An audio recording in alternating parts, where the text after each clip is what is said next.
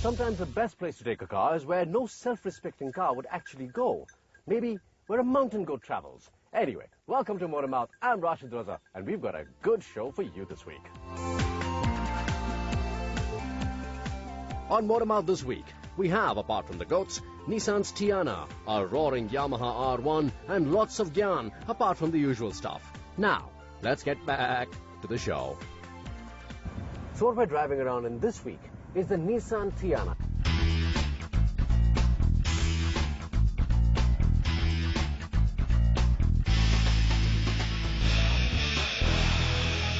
Nissan Tiana. You don't see very many of them around because they don't actually have one showroom in North India, out of which they claim to sell a monumental 8 cars a month, or units as they call it in the industry. Right, so 8 units of these appearing on our roads every month. You don't see that many of them because it's a very middle-of-the-road vehicle, in the sense that it's about the same price as a Honda Accord, about 22 lakhs on road, 22 lakhs 75,000, yada, yada, yada. Which means that it's right there with the Passat and the Honda Accord. And does it match up? Well, from the styling and everything, yes, it's very nice. It's got all the buttons you need. It's got all the electronic controls, etc. As a driving experience, considering that it is a 2.3-litre V6, it puts out 170 bhp, which is boring. And it's a very heavy car. It's nearly 2 tons of metal on the road. So you'd imagine you need a lot more power to move this thing around. However, the bosses at Nissan, Carlos Ghosn, the designer, etc., who decided that what Indians want above everything else is fuel economy, because that is a standard question. Average ke deti hai. In this case, it's not a bad answer indeed. It's about a claimed 8 to 9 in the city and 13 on the highway if you drive very carefully. So, tool around in the city in luxury because the suspension is very good. I'm on a very rural road here, as you could probably see, but I'm getting no vibration at all. No sense of broken tarmac below me, no sense of great urgency when I take a sharp turn. It just moves gently, quietly. I should tell you, however, that this gear shift is annoying to me. It's old-fashioned, it's clunky, and it's not easy to operate on a small road where you want quick little gear changes to operate the 3 forward gears. On an open road, you have good visibility. You've got lots of glass, a very small A-pillar, which is nice because then cows and things can't hide behind it. But, as I said before, it's a boring drive. It's a comfortable drive, but a boring one. More exciting than that are a bunch of people called adventure wheels. And they go out and do interesting things on their bikes or whatever it is they travel on. And they go to fascinating places, and I'm sure they have a lot more fun than I'm having right now. Why don't you go and listen to their story, and we come back and try and find something good about this car.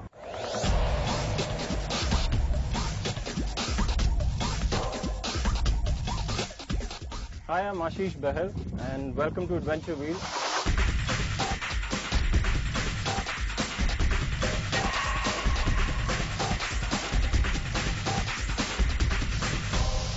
It's all about adventure motorsports for people who have passion for adventure.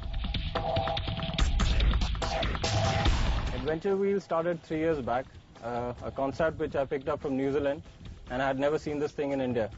So since then it's been coming up in my head, why don't we have this ATVs and dirt bikes in India?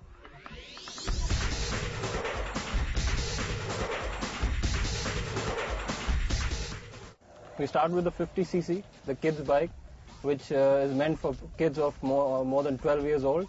Then we go up to 110 cc's for your 14 years, 15 years of kids.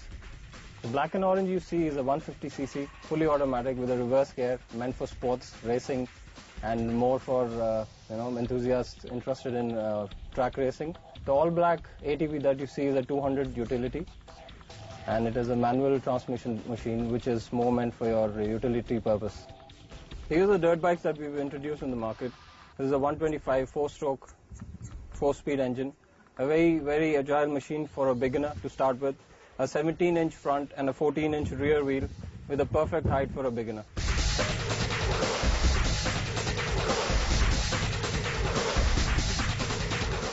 This is a 150cc, more of a high bike. Again, 4-stroke and a 4-speed engine, and perfect for a race. It's a race-ready bike with a 19-inch front wheel and a 16-inch rear wheel.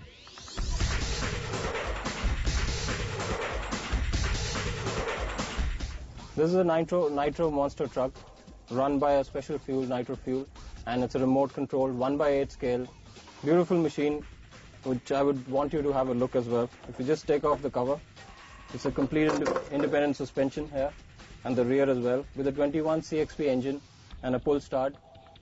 And obviously it's run by a special fuel which has to be there, not the normal fuel petrol. It's a nitro petrol, the air filter, the battery control, which has a transmitter for your remote control.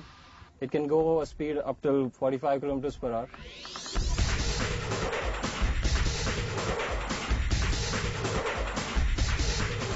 We are working on a dealer network all over India to introduce these bikes in every city and to have a complete service backup for people who pick up these bikes and have a wonderful time with it.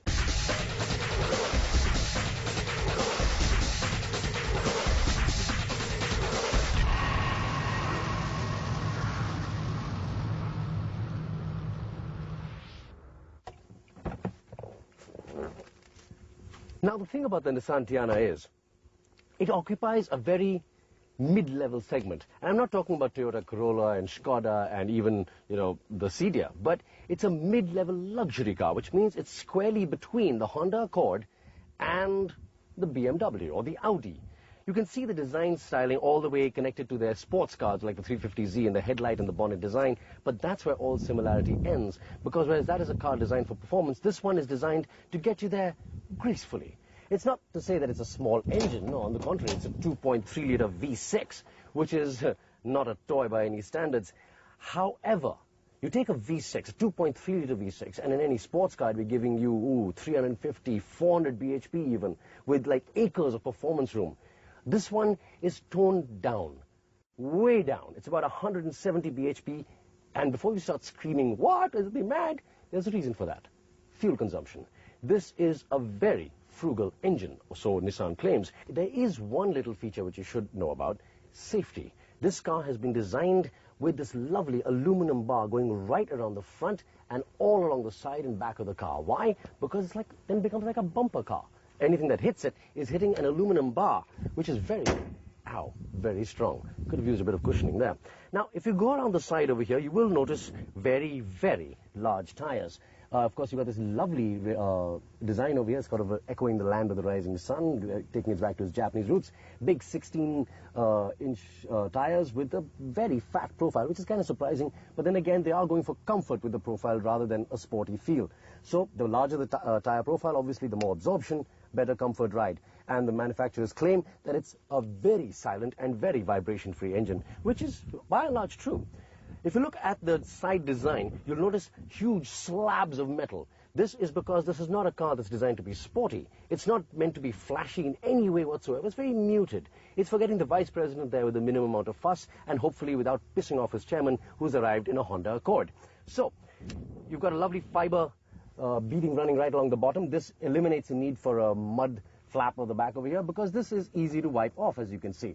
I've driven through a very muddy, wet puddles and stuff to get over here, and it is showing, but everything just wipes clean. I feel like I'm doing a detergent ad there. Now, this is strong and yet malleable, so the rocks and speed breakers and stuff you slam over won't hurt the car that badly, as opposed to a low-riding executive car, which will be very, very expensive to fix once it gets banged.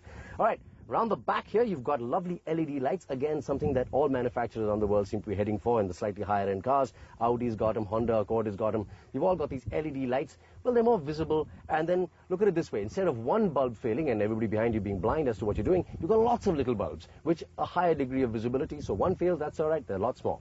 Right. Big chunky boot, 500 liters. You can put pretty much anything in here, and people do. So let's not get in there. That's it for this car. On the outside, very simple, very plain, very nice. Let's move on to our next story. When you come back, we'll still be examining the ups and downs of this lovely car. I've been doing some thinking. Don't laugh, it's true, and it doesn't happen very often. This is it. When I got my license, my test was simple. Drive in a straight line, reverse in a straight line, and park. Then I was shown some road signs to identify, and that was it. No one told me about zebra crossings or stop lines at red lights. No one told me that I shouldn't overtake from the left, or what the orange light is for. So can we blame the scooter drivers, the bikers, the bus drivers and all the millions of travelers who, chances are, got their licenses without any kind of test whatsoever? They know they should stop at a line, but there are rather a lot of them at a light, so they'll just pick the most convenient one. Can we blame them? Probably not. But the ones we can blame are these guys, the ones who know they are being moronic, that they are breaking the law and putting people at risk. People? How about their wives, their young children who are helmetless and helpless, while they jump lights and cut across main roads, while all it will take is for one to be coming the other way, for a tragedy to occur. And the biggest tragedy will be that he won't learn. He won't think. He'll either be lucky or dead. And speaking of dead, back to the Nissan.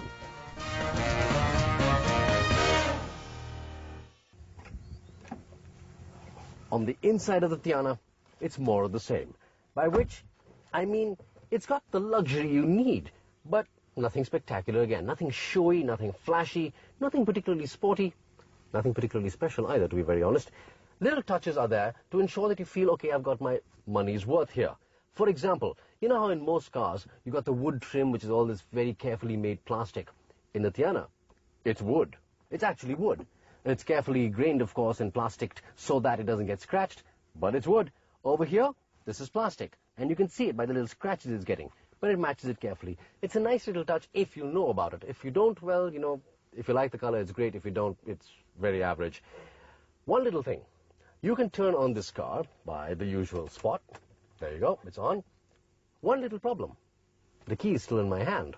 That's right. This is one of the very few cars to actually have completely Bluetooth keyless entry and operation. So long as the key is nearby, within, say, 80 centimeters or so, everything works. The car senses, all right, the guy who's got the key is close enough, so I'm probably not being stolen. So there you go, all operational, which brings up the dashboard, which is quite nice, actually. It's got these lovely little lighting systems, a very, very simple dashboard in terms of instrumentation, because it's got a tiny little tachometer giving you the RPM, which redlines at 6.5. You've got a very nice central speedometer going all the way to 240, which you really wouldn't want to try, and a fuel gauge, and that's it. Apart from that, a gear indicator telling you which gear you're in. It's simple as that. Why? Because this is primarily, I think, intended as a chauffeur-driven car, so you don't want a lot of fancy gadgets up here, because you can't see them from back there. What else have we got here? A very basic center-mounted system over here, 6 CD changer, front-loading, and the other CDs go in over there. 6 over there, 1 over here, 7 CDs. There you go. It's got what I'm told is the biggest center screen in its class, which, you know, is not very much, because not many cars in this class actually have a center screen. It gives you very basic information, which is controlled from here, a fuel average, consumption, etc., etc. Now, this, I would say, is a slight downside, because I would expect it to be in the center mounted on the steering wheel, which is where all the controls usually are. So I would like to have it over here. It's over here. Not a big deal, really, because, again, it's a chauffeur who's doing it. It's not you. All right, what else have we got in here? Let's run it down for you.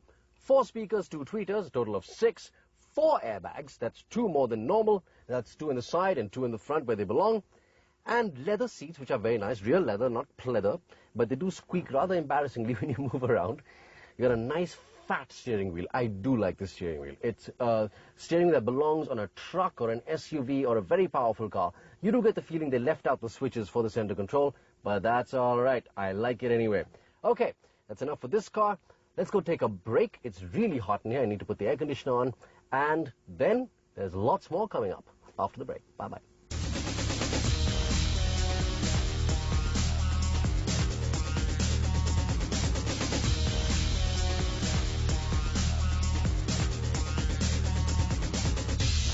So we move away from the luxurious, if somewhat tardy environs of the Nissan, and we step outside our car into a searing heat because there's something wrong with the engine. Let's say, for example, you got into your car, you turned the ignition, and nothing happened. Why was that? Maybe a clicking sound? Nothing at all on the dashboard? Well, it might be your battery. On the other hand, if it's not likely to be a battery, you've got a new battery, a new car, like, for example, this one, it's a relatively new Alto, it's a very strong possibility that you've blown a fuse. Yeah, it's just like at home, when your bulb blows, you got that little filament that breaks that tells you, all right, time to get a new bulb. In this case, you know, it's time to get a new engine. No, I'm kidding. So you open up the fuse box. It's an innocuous-looking black box over here. It doesn't seem to be connected to anything else. And it'll have all these wonderful markings on it, 15A, 38. These are all the ampere markings which tells you what the power of the fuse box, and easy enough to open, doesn't require any unscrewing. Now inside here, depending on the complexity of the electronics in your car, you'll have more and more fuses, or less in this case, right? So you've got these lovely little fuses over here which tell you that, all right, this in this area is what's wrong with the car. These are designed as cutouts so that in case they go wrong, they'll blow and protect the very valuable electric component of the car itself. So you pull out the fuse, you check it. If it's not working, then you got a problem there. If the fuse is blown, change it. You'll have spares, and it's easy to fix. However, this is a nice, neat, compact little box. Some people don't treat their cars that well. Some people let this happen to it. Ay, ay, ay. All right, now, if you're getting a problem with this engine, firstly, I'm not surprised. If you haven't bothered to maintain your engine, what are you expecting when things start going wrong? Right, so again, you come to the fuse box, and this is where you suddenly realize, what was this idiot thinking? Look at this fuse box. How is he driving this car? Half the fuses are missing. And I'm not even kidding. 1, 2, 3, 4 fuses not there. 4 here, 4 not there. That's the way it works. You need to start keeping all your fuses here, otherwise your electrical systems are going to start going, because if when a fuse is missing, the subsystem will be rerouting to another fuse. Then you've got too much load on one fuse, and it's going to blow. The fuses are cheap. They cost 2 rupees. They cost 4 rupees. You can pick it up from Lajpat Nagar. You can pick them up from almost any mechanic's shop. Replace them. Make sure they're in the right place at the right time. Right. That's it. Fuses, they need to work. Otherwise, your car's going to blow a fuse, and in the summer heat, so are you.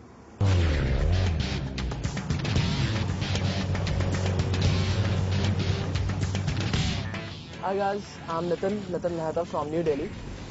I'm a true biker now, but used to I drive a Charisma, which was an Indian bike. Biking was a passion for me from must say, from 5 years. But I was not getting any bike of my kind. It's something that. And once I was on the Gurgaon highway, I saw a group going with a lot of bikes, must say super bikes like Avan, Busas, and Ducatis and all.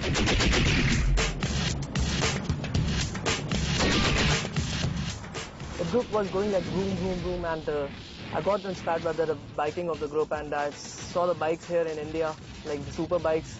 So I got a feeling in my heart to get such a bike. So I just find a bike like R1 which was suiting my all the needs and everything. So I just went out, I've searched on the internet, and got one for me.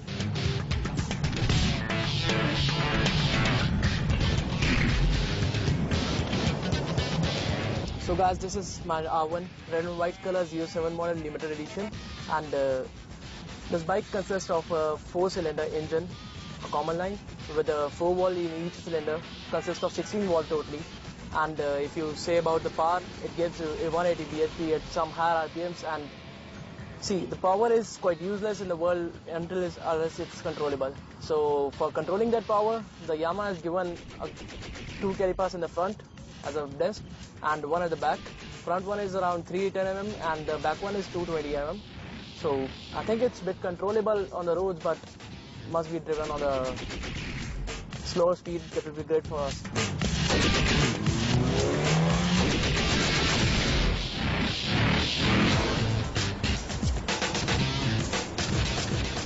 See, I'm a biker, so I won't say that any brand is like good or any brand is bad. So, but the thing is, the Yamaha is something related to elegance and power, and the very unique thing you will get in in Yamaha only. You see, most of the racers like Rossi and many others are tied with this Yamaha only just for the power I must say. So the Yamaha is some bike like I felt like it's suiting all the needs. Like it's quite have a muscular body, and as far I'm bored using again, it's a lot of power, so I loved it and I bought it. All the super bikes are the same, but if you compare this R1 with the Busa or CBR or something, so I must like R1. If you look at R1, you would get a muscular body in this bike and some great power. I must say that the energy which the bike gives on the roads, that's amazing. You won't get it from Busa and you won't get it from CBR. See, if you ask about the passion about biking for me, it just came into my mind when I seen Charisma very first. I was just waiting to be 18 and just get a new Charisma out. But now I got this thing. So I think the passion about the bikes, it's getting a bit increasing day by day and day by day. Welcome back. Now, that's enough about fuses, because at the end of the day, what are fuses doing? They're controlling the electrical flow. Where's the electricity coming from? It's coming from your battery. Now, I don't even need to explain what a battery looks like in your car. It's very obvious. But a lot of people just put this in, think, okay, it's working, and it will always carry on working. That, sadly, is not the case. Even this requires a certain amount of care and a certain amount of servicing. For example, look at this. When the covers on your battery are not fully tightened, look at this, I can actually tighten it with my hand. When this is the case, that means that you've got acid in your battery, which is what's giving the electric charge, and it's leaking out and it's causing corrosion. For example, look at this lovely little metal stay over here. This is corroded metal. That's not ever a good thing to have in the car, because it's not just corroding the tin bit holding the battery, it's going to work its way down to the pipes itself, and this is part of your coolant system, and you really don't want that getting destroyed. Also, another little thing, once this gets corroded, all right, Chemistry 101, when metal corrodes, what happens? It becomes useless. This is supposed to hold the battery in place, and whoops, it's not doing that anymore, is it? Look at this. This battery is just loose and it's flopping around inside the car. That's not doing the car any good, and in the event of any kind of a shunt from the back, this battery is going to go flapping around inside the car, spraying acid everywhere. Can you say explosion, boys and girls? Yes, you will.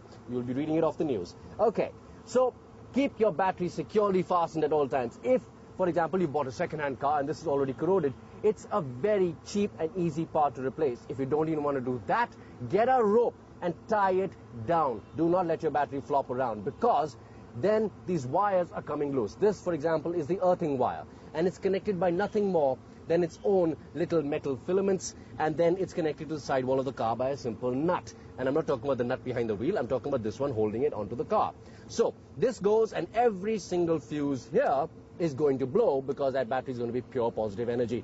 Also, there is a reason why there's a rubber cover on this and not on this. This is a negative. It has no electric charge, so no problems as such. This one needs to be protected from moisture, water, dirt, etc., etc. And when it's got into conditions like this, it's not doing that very well, is it? So this is no longer protecting the metal point underneath. There you go. Very simple tip. Keep your battery fixed. It can get very expensive to replace it, and so cheap and easy to maintain it. So, moving on from things you didn't know to things you should know, we have Car IQ, where we accost you in the street and ask you really simple questions like, what's a Volkswagen? No, not that one in particular, but similar questions of that nature, and you really never know the answers. Go check out Car IQ. We'll still be here when you get back with more car gyan.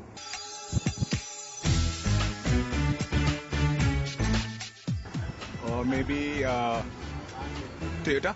No ideas. What do you think?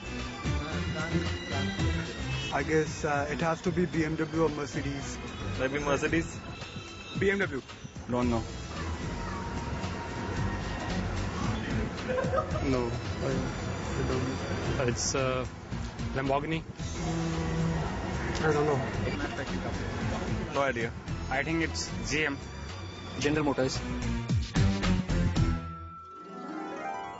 So you get into your car, which is nice and stationary and boiling hot at the moment, and you're like, all right, it's time to go, so you'll start it, and then you drive off. Now, what happened when you did that? Aha, that's what we're going to find out. Okay, so you turned a key over here. That set off an electric current down there into the engine to this spot here. This is a starter motor, which means that the electric current came in through there, through here actually, and came in here. Now this set off a little motor running. This is taking power off the battery, by the way, which is why when your battery's dead, your car won't start, or even crank for that matter. This little motor started running just like it does in, like, for example, a blender. It goes round and round and round. This engages a small gear, which turns a bigger gear inside the main body of the engine, which then activates the whole piston system's air and fuel mix. They come into the combustion chamber, they get compressed, they ignite, and your car goes off, and yay, you probably killed yourself because you drove like an idiot. Now, that's not all there was. Once your car was running, this then disengaged. Otherwise, what will happen is your car will be running on part battery and part petrol power, and your battery will be dead by the time you get to wherever it is you want to go. So, that was it. Very basic, simple system. This is where you need to check for any loose connections. You need to check to make sure there's no broken wires here, exposed metal bits. Nothing, then this is all right. It is nothing further you need to do over there. It's a very simple piece of basic equipment. Right, speaking of, that's it for this. That's it for us. Thank you for watching Motormouth. I am Rashid Raza. If you have any questions, like, for example, what is the starter system, please write in to metronation@ndtv.com. We may not know the answers, but we'll find someone who does. So thank you for watching. We'll catch you next week. Same time, same channel. You know the drill. Bye-bye.